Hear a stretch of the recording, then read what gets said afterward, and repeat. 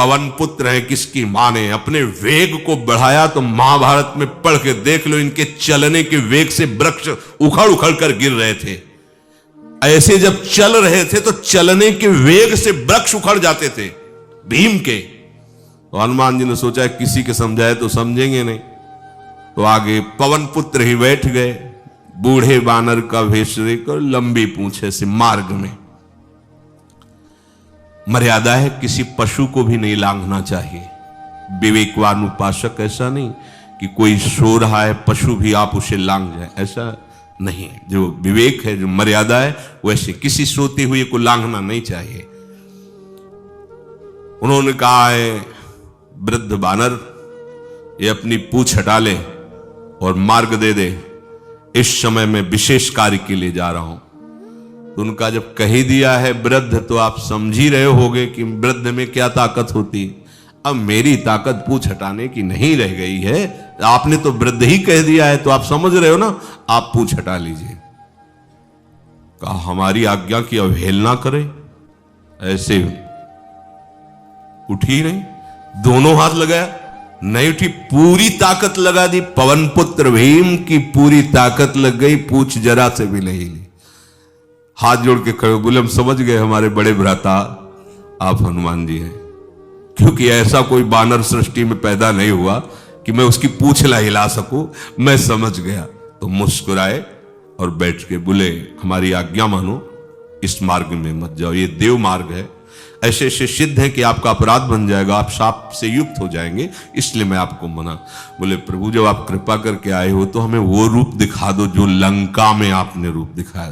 बोले मत उस बात की चर्चा करो, रहने दो। बोले प्रभु एक बार देखना चाहता हूं कि मेरा बड़ा भाई कितना बलवान है।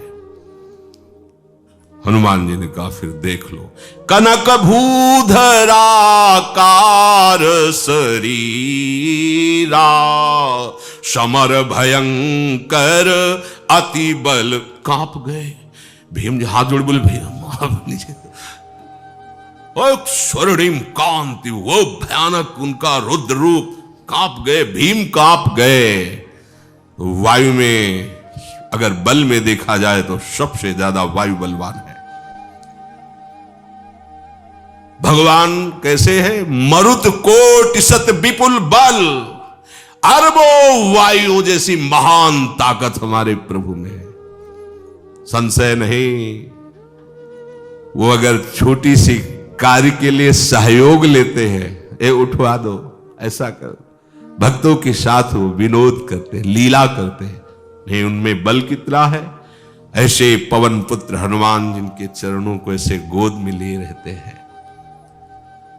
एक उपनिषद में चरित्र आता है कि असुरों पर विजय प्राप्त करने के कारण देवताओं को गर्व हो गया और सभा में नृत्य गान चल रहा था।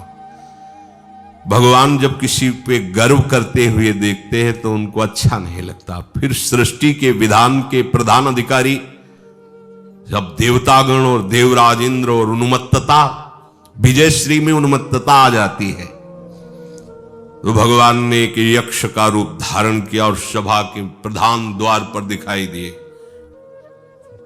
देवराज इंद्र ने कहा कि पता लगाओ ये कौन है, बिना आज्ञा के बिना सूचना के कैसे आ गया है, क्योंकि त्रिभुवनपति है ना। अग्नि देवता ने कहा मैं जाता हूं, पता लगा के आता हूं, क्योंकि किसी बलवान का परिचय पूछने के लिए निर्बल को नहीं भेजा जाता। अग्निदेव गए और कहा आप अपना परिचय दीजिए, कौन हो और यहां कैसे आए हो। तो उनका परिचय लेने के पहले हम आपका परिचय जानना चाहते हैं, आप कौन हो। तो उन्होंने कहा कि मैं अग्निदेव हूं, सामर्थ्य आपकी, त्रिभुवन को उपले की तरह भस्म कर सकता हूं। मैं समस्त प्राणियों के उदर में बैठकर अन्न और जल का पचाकर जीवन दान देता हूं, जीवन पोषण करता हूं।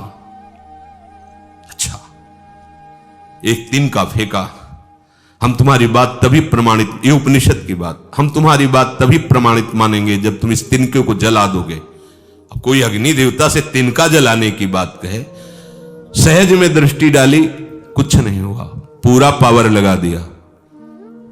यक्ष जी ने मुस्कुरा कर कहा, तुम तो कहते थे पूरे त्रिभुवन को उपले की तरह जला दूंगा, अब गिरीवा झुकाई पहुंचे। देवराज इंद्र ने कहा कौन है? बोले असमर्थ रहा उनका परिचय जानने में, वायु देवता।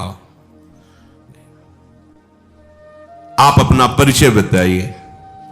आप अपना परिचय जो आए हो तो हमें पहले बताओ, तब हम अपना परिचय दें। उनका मैं महान देव वायु हूं, बल आपका, संपूर्ण जीवों का जीवन हूं।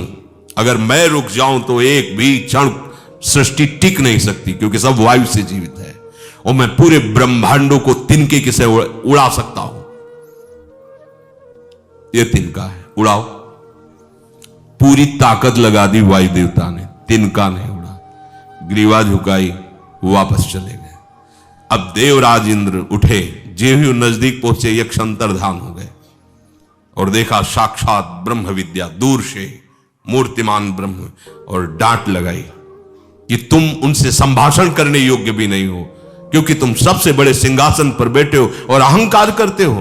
तुम्हारे देवता सब सामर्थ्यहीन है, एक तिनका भी अग्नि नहीं जला सका, एक तिनका भी वायु नहीं उड़ा सका।